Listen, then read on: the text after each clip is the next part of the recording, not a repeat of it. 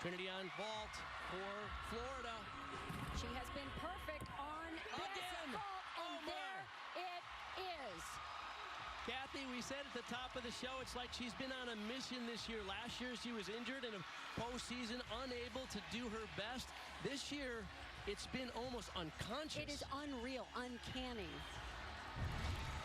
Look at the height off the table. So not only did she stick the landing, she's 5 feet above the table. Look at the distance, 8 feet, and no movement. Perfection on that landing. They needed a good score there. Nia Reed only a 9-7. The high score for Florida on vault so far is Leanne Wong's 9.9125.